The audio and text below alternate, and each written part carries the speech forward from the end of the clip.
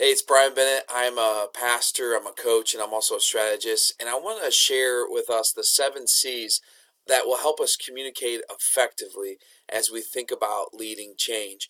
One of the hardest tasks of a leader or a manager is to effectively lead change in their church, their nonprofit, their business, whatever organization that we are a part of. Change can be a daunting and overwhelming task. And so these 7 C's help us think through different aspects of communication, which is so central to effective change leadership. And so we're just going to walk through these 7 keys for effectively communicating when leading change. And here's the first one is communicate consistently throughout the organization or the team.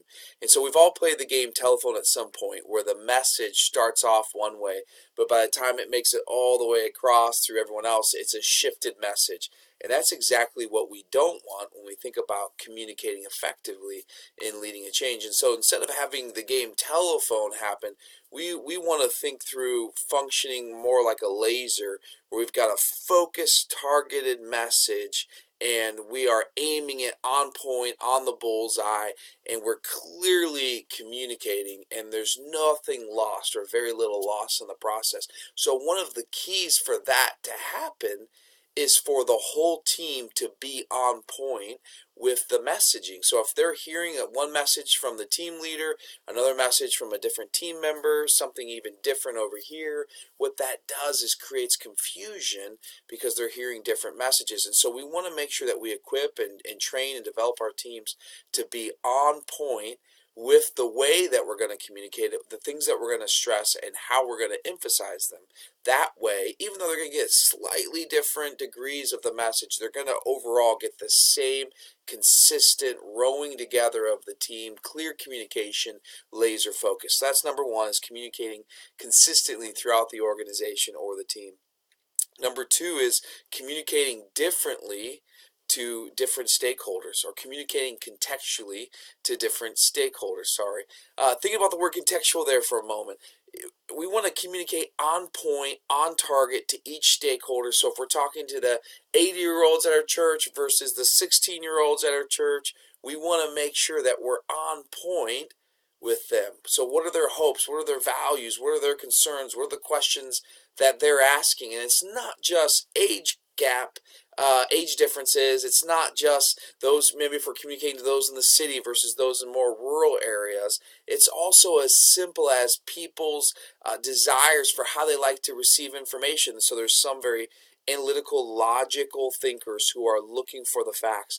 There's some who are those high relational, high I people who are looking for the personal connection, the personal warmth and friendliness, and that's how you influence them. There's some who are looking for stories in their communication.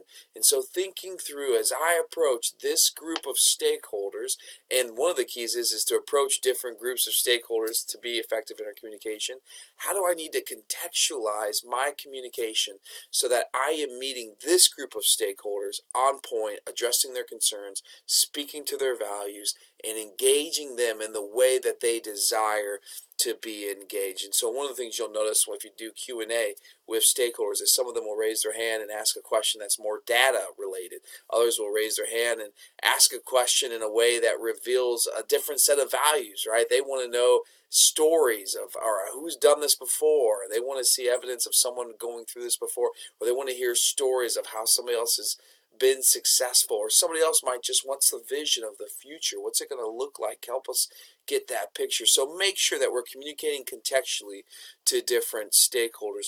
Number three is to communicate competently. And so here's the simple, clear question with this is our communication, is it building our credibility by the way that we're prepared, by our approach to the communication, by our delivery of the communication?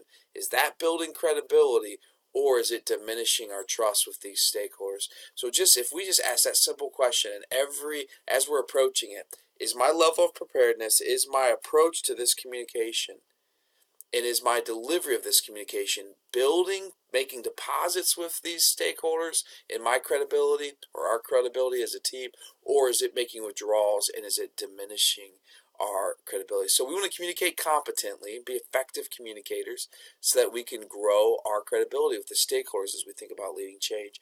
Number 4 is to communicate constantly. This one seems so simple, it's easy to overlook it. But that's a huge mistake. It's easy to say, hey, I want to hit all of the stakeholders, and so I've identified them, and then I'm going to plan a time. I've got to schedule time with all the stakeholders. But if we're not constantly putting the message out there, and if we're not engaging stakeholders repeated times, what will end up happening is we have a conversation, we have an initial engagement with them, we think, oh, good, not any major questions there, or hey, we've given them the information, they should be good.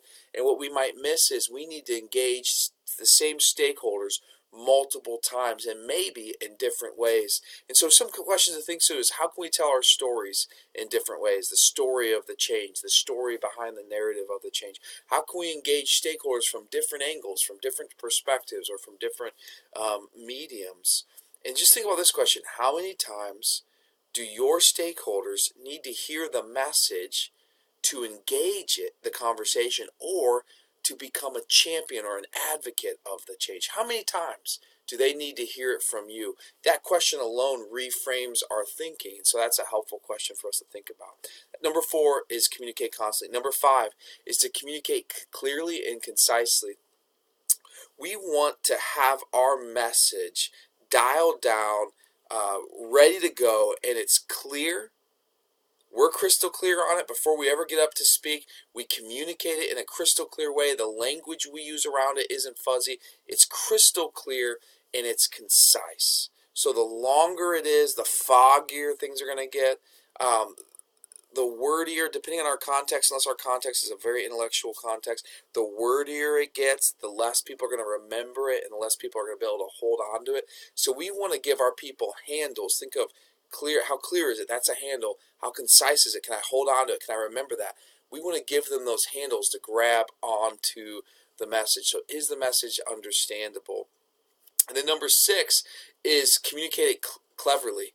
So not only do we want to communicate clearly, right, simple, straightforward, we can communicate concisely, right, we don't want to be going on and on and on if we don't have to, because we're going to actually diminish our message if we do that. But we also want to communicate it cleverly, and by cleverly I mean this, is make our message stick. Find ways to make our message memorable so that it will stick. So what do we need to say? What story do we need to tell? What metaphor do we need to give? What slogan do we need to repeat that's going to make our message memorable so it can transfer when those people walk out of that room, that they're going to remember that and it's going to stick with them? So how can we communicate it cleverly in a way that resonates with people? And then number 7 is to communicate it convincingly. We don't, most of the time I would say, unless there's, the ship's on fire and we got to go right now, we don't want to launch in and just, hey, here's the line in the sand, you're with us or against us, we're going. We don't want to launch in. And at that point, we want to test the waters. We want to invite people to think with us. We want to show them where we've been and how we got to where we are.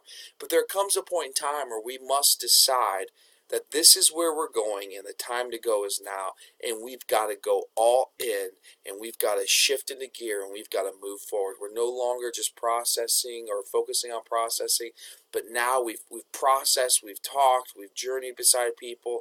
Many conversations later, we make a decision to move forward, and at that point, people have to know in our communication, from the way that we speak, from the way that we communicate the message, that we are convincingly engaged and committed to the outcome. People are always assessing our commitment level to the vision that we talk about, to the mission that we speak to. And Andy Stanley says this, and I think he's so right, is people must believe you're going to go there anyway, with or without them. Now, like I said, don't start there. You're going to burn bridges if you do. But at some point, when the time is right, we've got to push down on the gas pedal. We got to throw in the clutch and get it in gear. And at that point, we need to communicate true to ourselves in a way that's inspiring and passionate so that people know we are 110% committed to the mission, to the vision, and we're going to go there anyway. Those are 7 C's of effective communication as we think about leading change. And if these resonate with you, it might be helpful to just write them down, process them with it as a team. Hey, how are we doing this? Where are we looking at on this? And just go through each one of these and make sure that your message is consistent across the board. Make sure it's clear, it's concise, it's compelling, it's clever, it's memorable, so that way your team, and then practice it together. Practice the message together so that you have confidence going into the change that your team is going to be on the same page in their communication.